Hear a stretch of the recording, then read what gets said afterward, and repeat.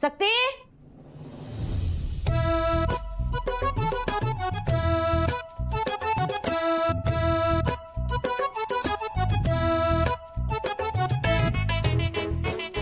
रिमझिम की शादी की तैयारी के बारे में बात करना चाहते हैं डॉक्टर भाई?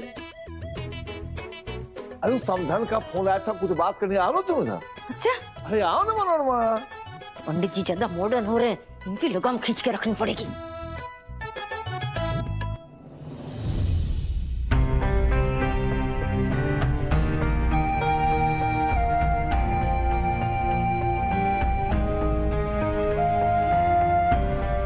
ये शक्ति मुझे इग्नोर क्यों कर रही है?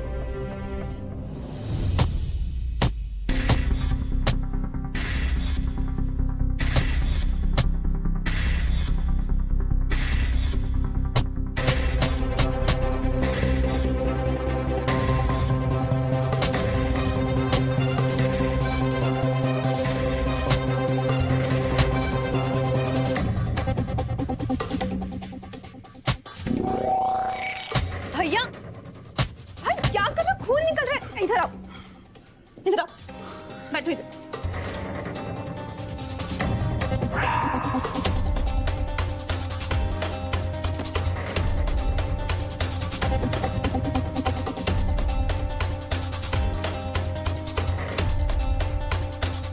डॉक्टर शिव, हमें सबूत मिल गया। अब आप हॉस्पिटल से अलग नहीं होंगे।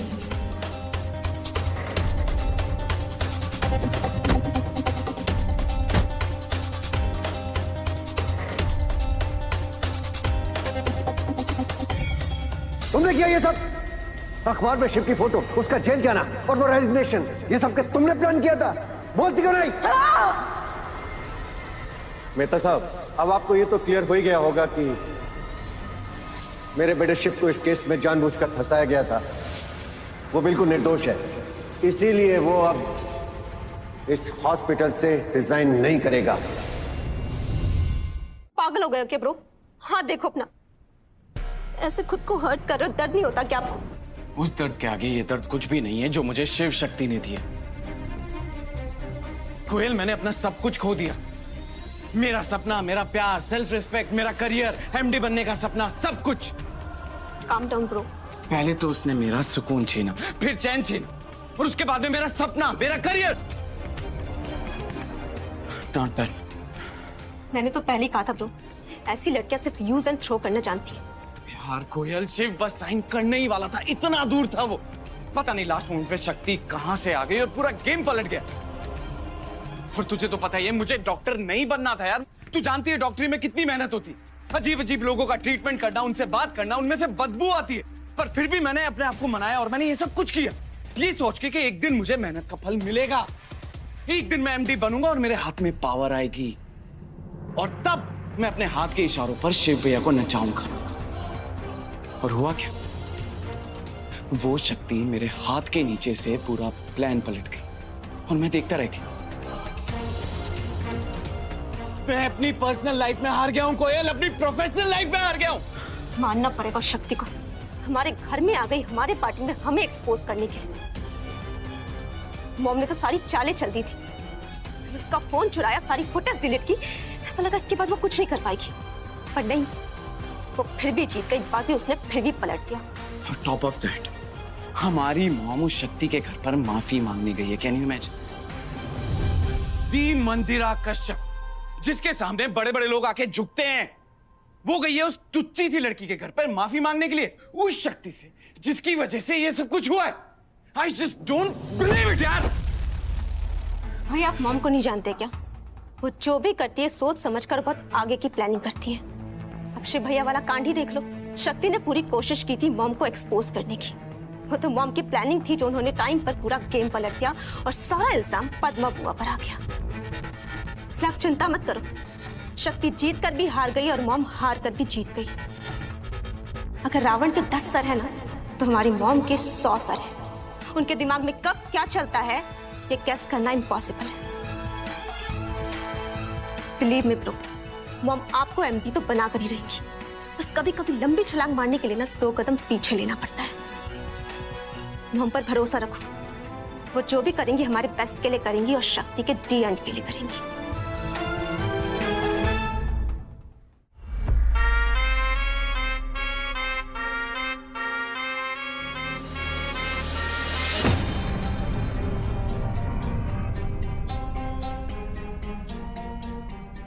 शिव कहाँ रह गया? वो शक्ति के साथ होगा। पर हमें जाना है। भाई साहब रहने दीजिए ना, उन्हें बातें करने दीजिए। अच्छे दोस्त बन गए हैं दोनों। शिव आ जाएगा दूसरी गाड़ी से। वैसे भी क्या पता कब तक बातें करेंगे। मेरा मतलब है माहौल बदल सकता है ना शादी के बाद, तो क्या पता वो एक दूसरे के साथ उसके बाद बात कर पाएंगे भी या नहीं।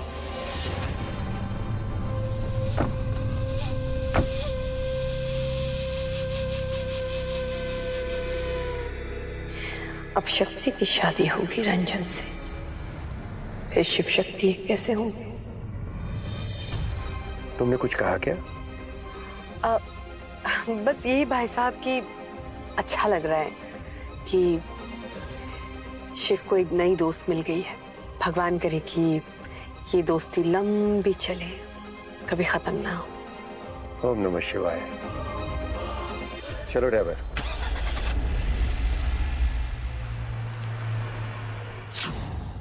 हे भोलेनाथ, अपनी कृपा बनाए रखना। परिवार में ऐसे ही सब कुछ ठीक कर देना।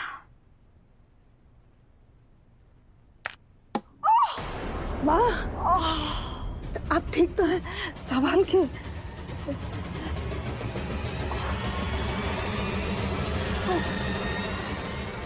बैठिए।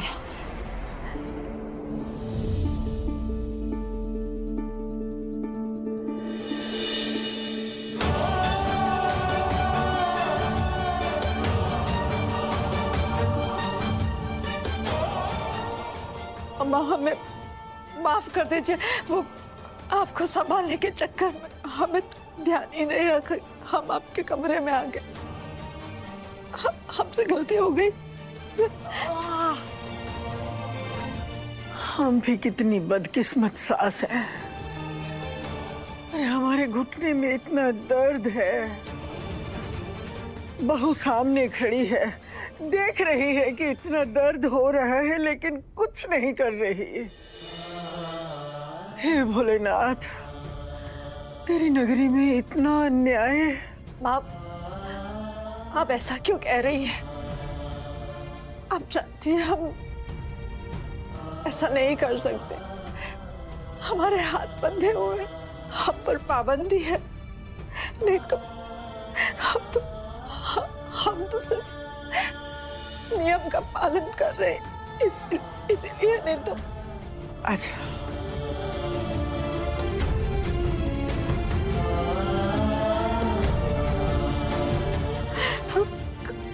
गलत है। हाँ।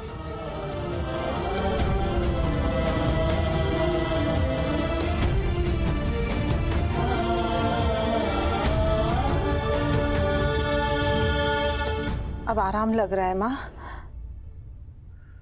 वो हम एक काम करते हैं, हम सुंदरी से कह के ना सरसों के तेल में सौंठ को जलाकर लेकर आने को कहते हैं, तो आपका दर्द बिल्कुल तुरंत चला जाएगा। हाँ। यूं चुटकी में। रहने दे, रहने दे, रहने दे। इधर ही रह।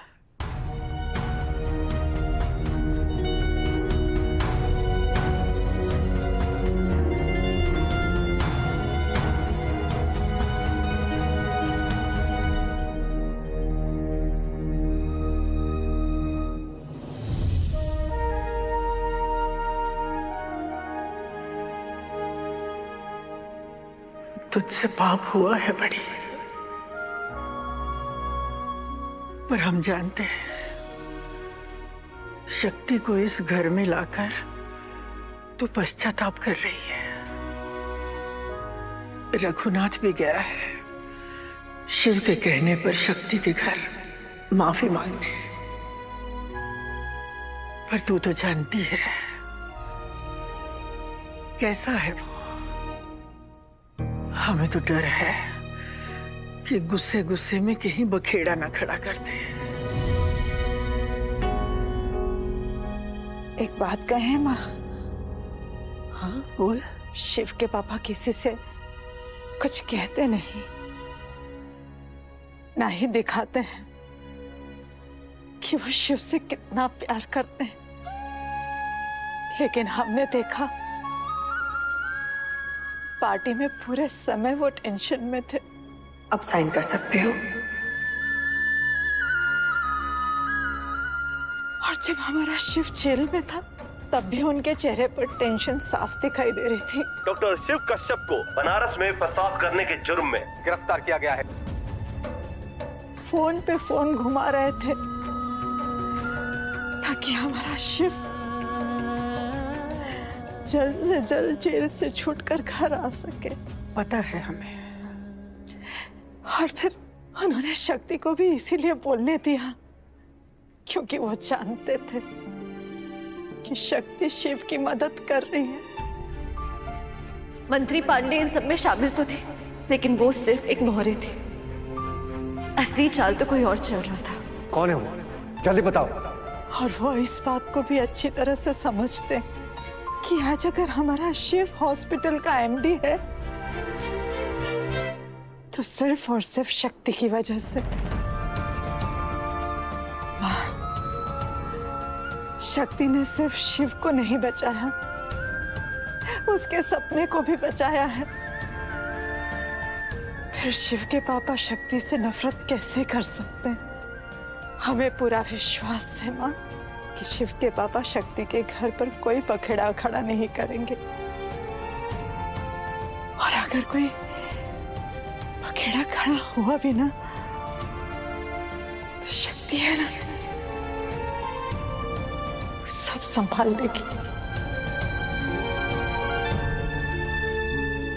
बिल्कुल सही कहा तूने।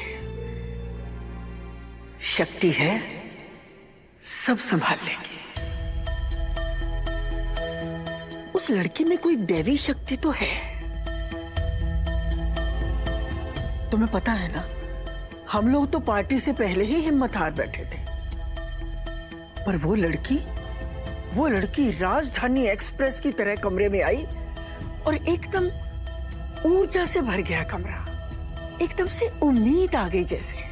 और इसी तरह जब वो पार्टी में आई तो हमें एकदम से लगा कि अब ये लड़की आ गई है ना, सब ठीक हो जाएगा।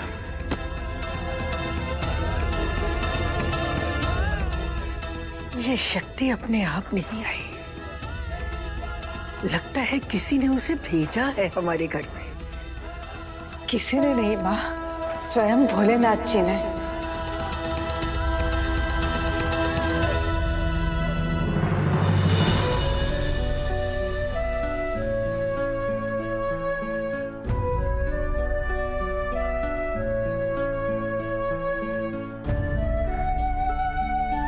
आप सही कह रही हो बड़ी मामी, जिस तरह से इस घर में चमत्कार हो रहा है, लगता है भोलेनाथ ने ही शक्ति को यहाँ भेजा है। शिव भैया का बड़ी मामी के लिए स्टैंड लेना तुम्हारी बस।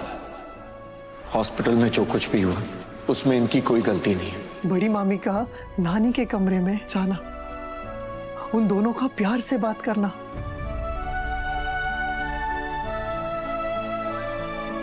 ये भी कोई चमत्कार से कम नहीं है।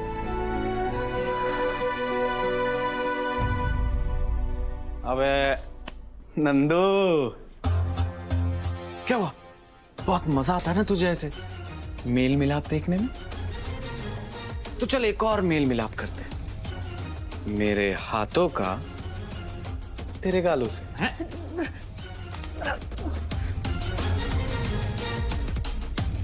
क्या हुआ भैया, कोई गलती होगी क्या मुझसे?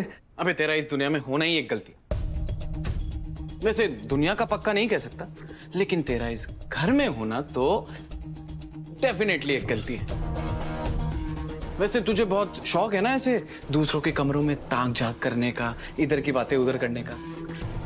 नहीं भैया, वो तो सिर्फ नानी और बड़ी मामी बात कर रहे थे तो क्या? वो दोनों खुश हो रहे थे, मुझे भी उन्हें देखी बहुत खुश हुई भैया। हो बेचारा नंदू कितना सीधा है ना, दूसरों की खुशियों में अपनी खुशी ढूंढ लेता है।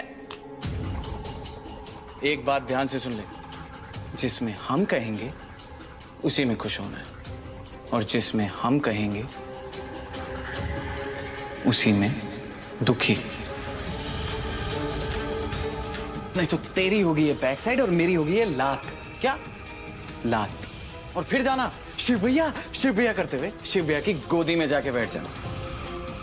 भूल गया उस दिन बड़े पापा ने क्या करारे करारे थप्पड़ मारे थे, है ना? और ये देख रहा है, नेक्स्ट टाइम पंचेस करते हुए तू होगा, वो भी उल्टा लटका हुआ। इमेजिन कर, इमेजिन। भूल गया मिस्टर नंदू, बचपन में मैंने कितने प्यार से तेरी बहुत धुनाई की थी ना? याद होगा। अब जब बचपन में मुझे मारते थे तब भी शिव भैया बचाने आते थे, और अभी भी शिव भैया बचाएंगे। एक सेकंड। शिव भैया बचाएंगे? शिव भैया तुझे बचाएंगे? तो शिव भैया को कौन बचाएगा?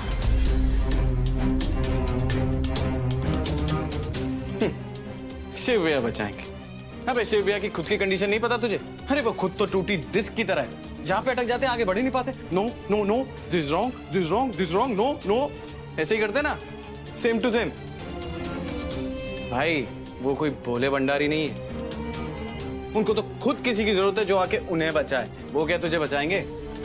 और नंदू जाते जाते एक बात कहना चाहता हूं, ध्यान रखना, तू इस घर का बेटा नहीं, शरणार्थी है, रेफ्यूजी। भूलना मत। नेक्स्ट टाइम मारूंगा, ध्यान रख।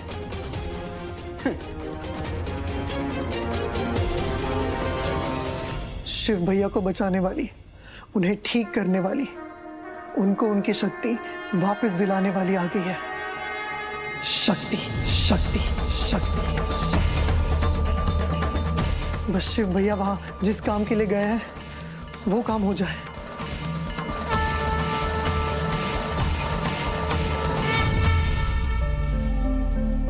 अरे मैं कब से देख रहा हूं तुम मुझे इग्नोर कर रही हो, क्या हुआ? एनीवेज सुनो, मुझे तुम्हें ना थैंक यू बोलना है, और सिर्फ थैंक यू, नो सॉरी। जब से मेरी फैमिली ने, यहां तक कि मैंने खुद अपना साथ देना बंद कर दिया था, तुमने मेरा साथ नहीं छोड़ा। मैं हार मानने के लिए तैयार हो गया था, पर तुमने मुझे हारने नहीं दिया, इसीलिए थैंक यू। थैंक यू तो हमें आपको कहना चाहिए, थैंक यू के साथ साथ सॉरी भी। आज आपकी वजह से हम अपने सपने के इतने करीब पहुंचे। आपको पता है, आज हमारा लेटर आ गया, 15 दिन में कॉलेज भी शुरू हो जाएगा, और अगर हम डॉक्टर बनेंगे ना तो सिर्फ आपकी वजह से।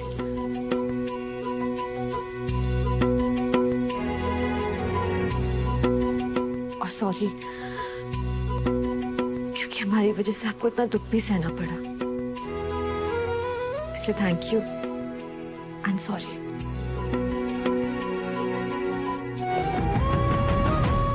मॉम, पहले तो उस शक्ति ने मेरी पर्सनल लाइफ की बैंड बजा दी, मुझे धोखा दिया, उसके बाद में मेरी प्रोफेशनल लाइफ, मेरा एमडी बनने का सपना, मेरी वो ट्रस्टीशिप, सब कुछ छीन लिया। और आप उससे बदला लेने की बजाय उसी की बहन की शादी में पार्टिसिपेट कर रहे हो। Mom, what's wrong with you? आपको समझ नहीं आ?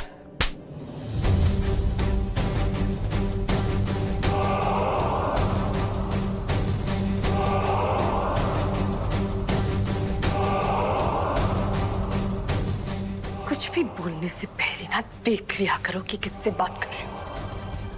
मैं सिर्फ तुम्हारी मां नहीं हूं, मंदिरा कश्यप हूं।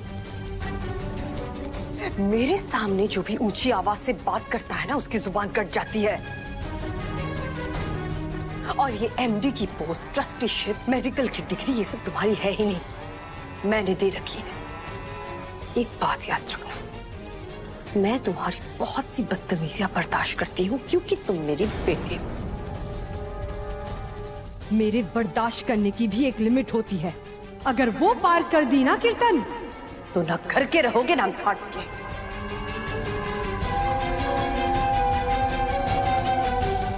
और रही बात शादी की, तो मैं उस शादी में इसीलिए शामिल हो रही हूं ताकि मैं शक्ति को बर्बाद कर सकूं।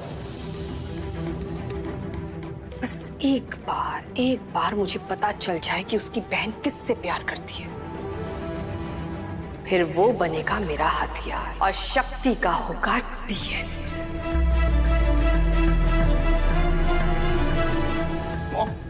मैं क्या करूं मॉम? आप समझ नहीं रहे हो। मैं बहुत कोशिश करता हूं। मैं आंखें बंद करता हूं तो मुझे शिव शक्ति नजर आती, एक दूसरे की बाहों में चिपके हुए।